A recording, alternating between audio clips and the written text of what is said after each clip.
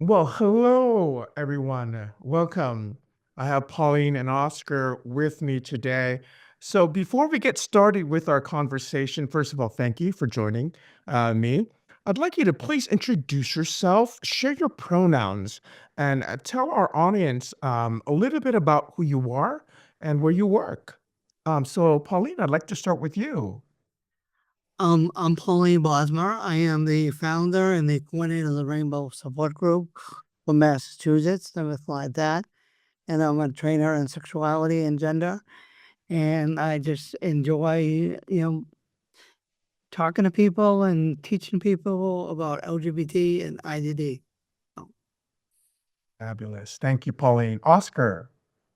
Hi, my name is Oscar Hughes. I worked as Pauline's assistant for a few years. While a PhD student, I now conduct research related to gender, sexuality, and LGBTQ plus folks with disabilities. And I work as a postdoctoral researcher at UMass Boston. Wonderful. Thank you so much for joining us today. Now, I was so honored and excited to be part of your presentation that you just shared earlier today.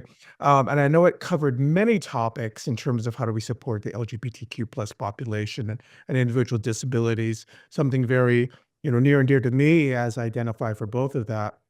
My question for both of you, and you can take this jointly or individually, is why do you think this topic is so important? And this information is so important for service providers and organizations to have and to know. um, for me personally and everything like that, I think it's just that there's very little information out there about people that identify as LGBT plus and have an intellectual or disability in general. And it's just important that we do the connections and everything like that. I mean, for me, it's very helpful that I was able to get this far and everything like that. So, you know. Yeah, yeah. Oscar, how about you? Yeah, why do I think this topic is so important? I think that being able to express your gender and sexuality are so important in so many people's lives, so fundamental to who people are. And unfortunately, a lot of people with intellectual and developmental disabilities are denied information about gender and sexuality. Yeah. They may be denied the opportunity to make choices about how to express their gender and sexuality. So I see this as a way to advocate for people so that they can ultimately be who they are and have a better life. Wonderful. And you both fixed that, and I think we both shared that we kind of identify with many of those intersecting identities, right? And I think we share that, and that's a big word. Intersectionality is a big thing. In my experience, and I've done training as well, and I'm sure for both of you, my experience has been that organizations or people who do the work of disability justice do it really well, but they forget to add the other components like a person's race and gender and um, especially the equity, diversity, inclusion part. And then people who do the equity, diversity, inclusion piece do it really well, but they forget to add the disability piece into that. Why do you think that is? Why do you think there is still this struggle for this almost division of that conversation? And has that been your experience as well? For me, I think it's because most people out there in the real world think that people with disability are not capable of doing things that Mm, everyone else is doing. So it's been a stereotype that we've always been, categories by either our, if you have an intellectual disability, your character is is that that your brain identifies as a child, and you're not.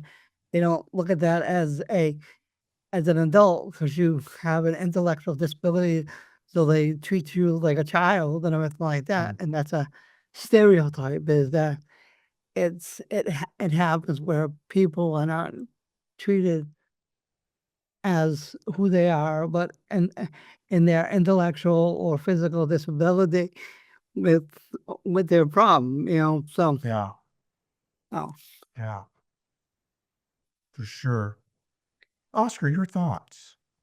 I think Pauline is spot on. I would just add too, we have very little representation of disability in the media, and especially limited diversity in disability representation. So TV and movies, books, we often see white men with disabilities. They're often not in romantic or sexual relationships at all. And if they are, they're heterosexual relationships. So I don't know that people really see the true diversity of the identities that disabled people can have. Yeah, great point. Because it's that danger of that single story, if you will, right? And to your point, Oscar, a lot of the imagery or kind of representation is when you think about disability, you think about the straight white man in the wheelchair. That kind of intent, unfortunately, tends to be that process. For both of you, you've shared about where you currently work now and what you do, and it sounds like you found a great place. And so, where have you worked? And have you worked somewhere where you felt able to be your authentic self? And that's a big word, right? Authenticity is such a big one. And if you have found that, how did that how did that impact your work? And what was it about that workplace that allowed you to be so open and so comfortable to be your authentic selves? I mean, I've had many jobs throughout my life. I worked from a grocery store to professional cleaning to a liquor store to working in a hotel, and that I've had different jobs and everything like that. And you know, uh, uh, the last job that I had where I was employed on the outside market and everything like that, in the outside world, was where I worked at a bowling alley, and I told the owners of the bowling alley, that I was transgendered and I was gradually, and they said, as long as you come wearing the attire that we provide you, you can come in. And I said, okay. So I had to wear black shirt, black leggings, or black pants, and black shoes. I had to wear all black, but I did that. But I bought, female clothing to, wear so I was comfortable and everything like that. So, I really haven't had too many places where I've been able to have any negative things, or it was mainly all positive things and everything like Yeah. that. So I mean, so you know, Right. Oh, well, good for you, Pauline. I think that's great that your experience has been such a positive one. Yeah, I think that's fantastic. I can Oscar. Sure. So before getting into research, I was a teacher, a teacher of students with disabilities.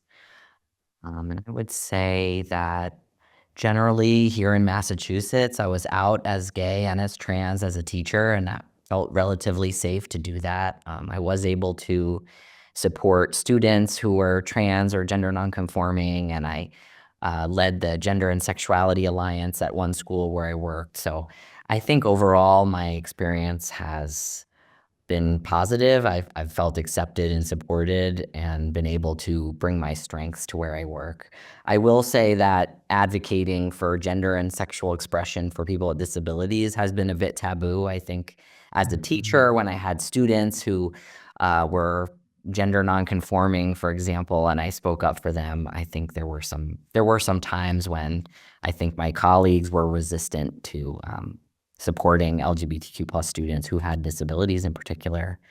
And I'm currently in a temporary position, so I am looking to be a professor or a researcher, and ultimately somewhere where I can be out as and all of my identities, and also looking for somewhere where I can conduct research related to disability, gender, and sexuality, and that work is supported.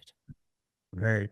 And I love, you know, you sharing both of your stories there. And unfortunately, we both know, or we all know, I think, unfortunately, that might be places where it's not as welcoming, it doesn't create that kind of culture. So, what are some things that you can, if you had to give advice and you were working with some organizations, what are some things that you can recommend to organizations to create a more welcoming and inclusive culture and better support the people who work to be successful, to be their authentic selves? What is some advice or some things you could do to support organizations so they could do that? Well, I think one of the first things that they should do is take the assessment tool that I created to encourage organizations or providers or whatever to take that evaluation and evaluate your staff and your agency on what you're doing right and what you're doing wrong, because it's an anonymous survey. There is no names or anything like that.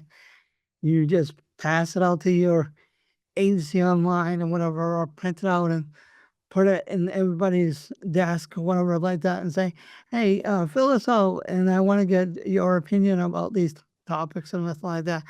You might find that you might be equal, or you might have to improve on some things that you don't know about and everything like that. So, you know, and just be, one of the things that I encourage is be open minded. So, you know, Thanks, Pauline. I'll add to that. I think there are a lot of things to celebrate about what different people bring to an organization, to their community. I think disabled people, LGBTQ plus people, for all different reasons, people have different perspectives and experiences that have insight from what they've been through. So not just taking a neutral stance to differences, but really celebrating whatever it brings to the community, I think is very valuable. And I think with disability in particular, I think a lot of people have been, if sheltered from disability, disabled people have been separate in for so many decades. And so I think just creating more visibility, disabled people are our community, and um, just celebrating and acknowledging um, the value of that. Yeah.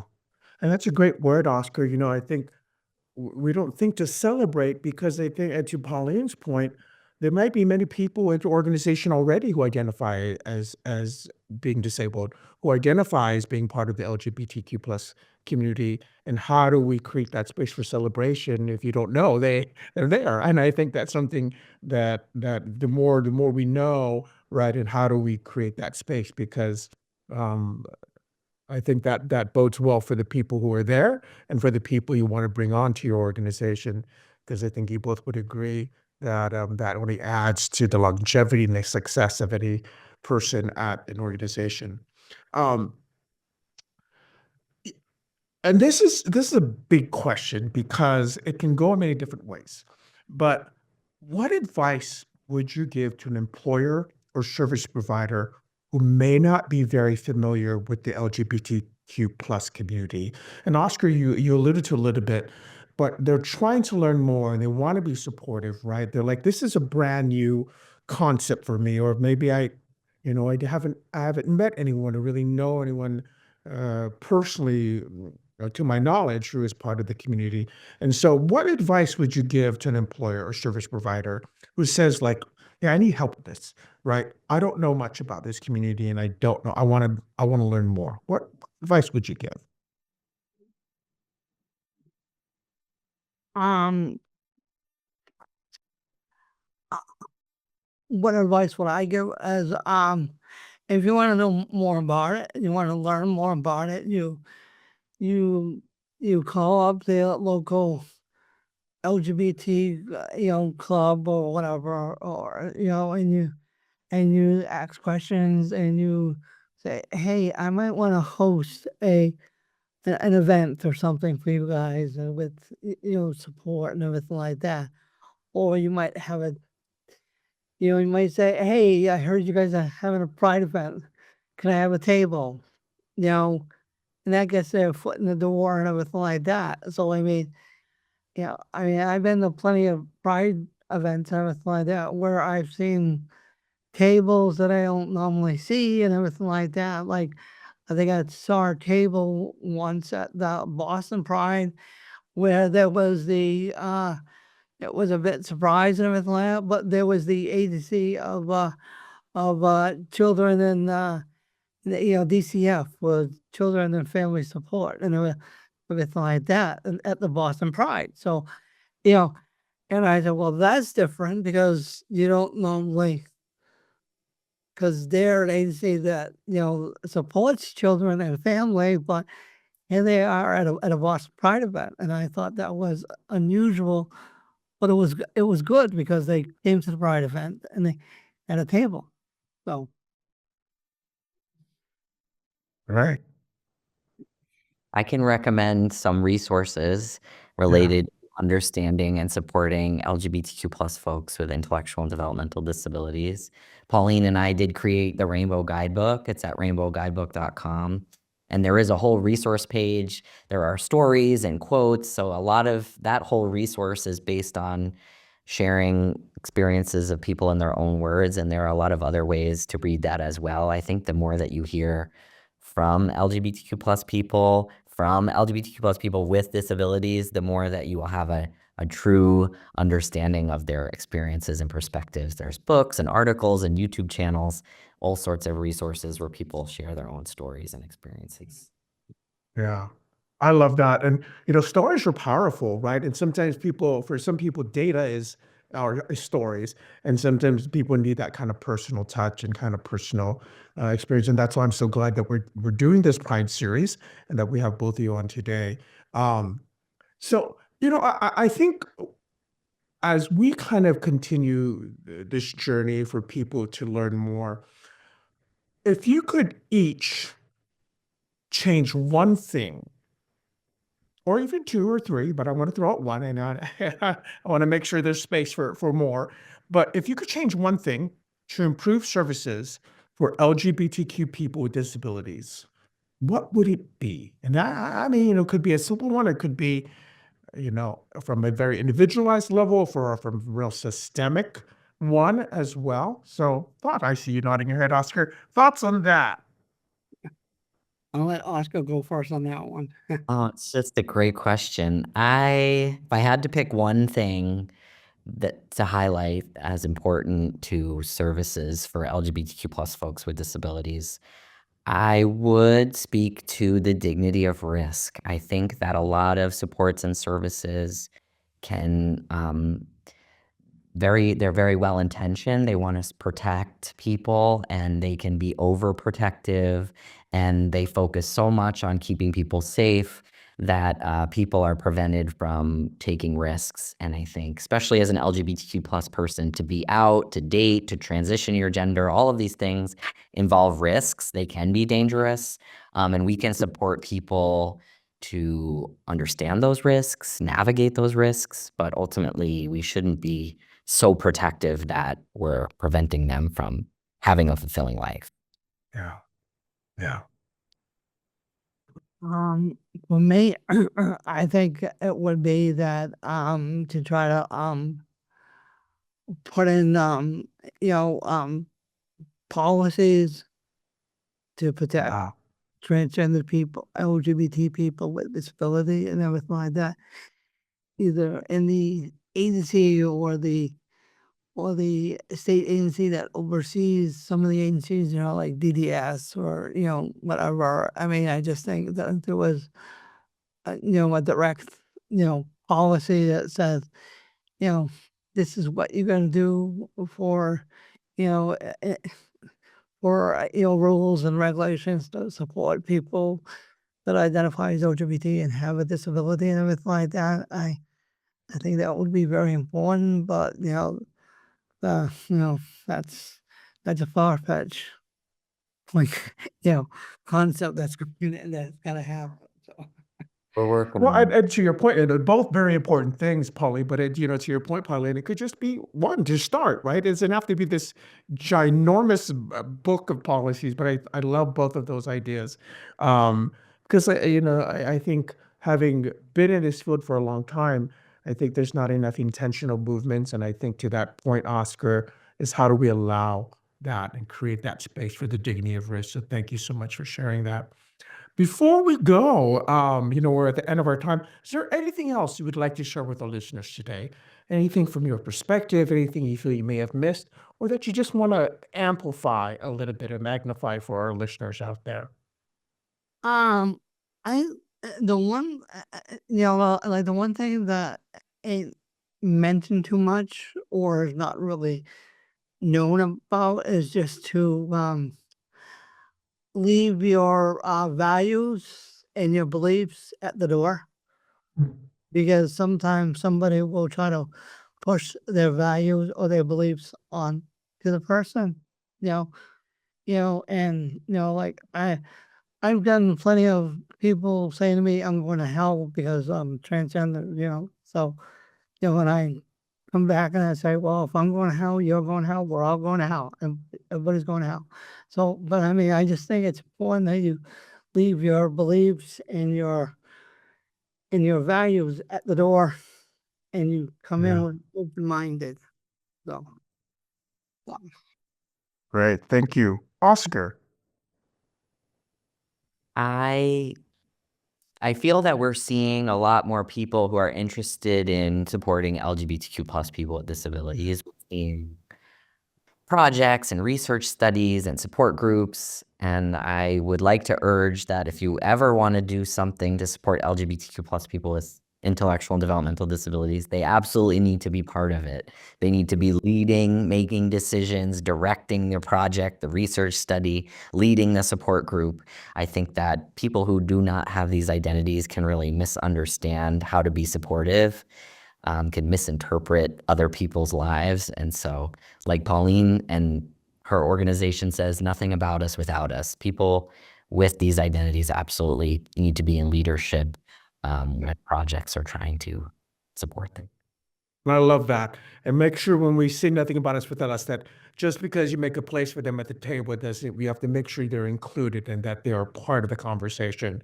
You don't just make a token space at the table, but make sure, that we're all included in that. I want to thank you both. And so if our listeners on here want to connect with you and learn more about your work, where is the best place they can both get in touch with you? Pauline, what's the best way to get in touch with you? you can email me at Pauline@wearemass.org, or you can call me on my phone number. My phone number is 508-944-5797. My number's out there, so I'm not worried about it and everything like that. So, if you can't get me by email, you can probably get me by phone and everything like that. So, Great. And Oscar, how about for you? Yeah, folks are welcome to email me. It's OHUGHES, so Hughes at bu.edu. And if you also check out rainbowguidebook.com, our email addresses are on there as well. Thank you. So please, everyone, check out rainbowguidebook.com. A lot of great resources. I want to thank Pauline and Oscar for joining us today. A lot of great questions and so much more to be explored. We just are scratching the surface. So continue to do good work, and everyone listening, continue to be part of the experience and part of your own learning journey. I want to thank you all and have a great rest of the day. you too. Thank you. Thank you. Bye.